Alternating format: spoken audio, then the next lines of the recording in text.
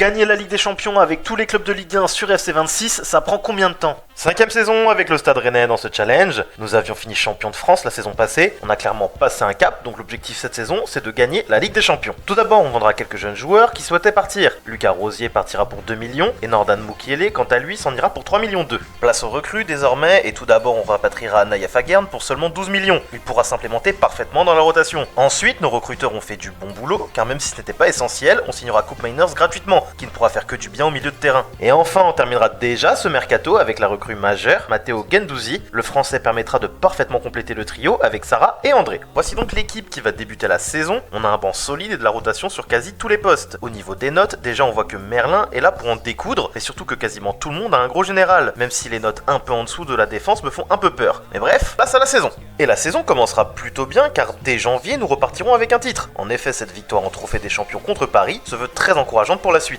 On continuera à prendre des titres face au PSG, mais cette fois-ci en Coupe de France. Ça aura été chaud, mais on se sera finalement imposé au tir au but. Pas de triplé national cependant, car cette fois-ci c'est le PSG qui s'impose face à nous en remportant le championnat à 3 points près. C'est dommage, mais cette lutte au coude à coude prouve qu'on est très solide. D'autant plus que Le Paul finira meilleur buteur avec 30 réalisations, ce qui est énorme en mode carrière. Mais ce qui nous intéresse, c'est évidemment la Ligue des Champions. Et oui, on est enfin en finale après un parcours, disons, tumultueux. Et ça ne compte bien sûr pas s'arrêter là, car évidemment, Owusu Oduro s'est blessé pour la 2e fois de la saison. On va donc aborder cette finale avec notre gardien remplaçant. Autant vous dire que ma confiance est toute relative. Même si dans l'ensemble l'équipe a beaucoup progressé et que la défense me paraît plus rassurante, on sait que dans une finale chaque détail compte. Mais bref, trêve de tergiversation, place à la rencontre. Et le match aura été très soporifique dans l'ensemble, mais à la 55e, Reinders élimine Jacquet puis trouve Haaland, qui sur une belle action collective permettra à Rodri d'ouvrir le score. 1-0 pour City, gros coup dur dans un match aussi fermé que celui-ci. Et bah malheureusement j'ai pas grand chose d'autre à vous montrer, puisque le reste du match aura été un enchaînement de phases de possession stérile entre les deux équipes, qui sont très rageantes quand tu es en train de perdre et que tu vois ta défense faire tourner, donc bah pas grand chose à dire. À la 90e minute, les joueurs tentent enfin d'aller marquer afin d'atteindre les prolongations, mais ça manquera de volonté et de calcium. On s'inclinera donc 1-0 dans cette finale et le score est totalement mérité. Mais bon, on ne baisse pas les bras, on a tout de même joué une finale cette année. On va clairement aller corriger les défauts de cette équipe pour revenir plus fort dès la saison prochaine. On se retrouve dès demain pour la suite du challenge. Si ça t'a plu, pense à t'abonner afin de savoir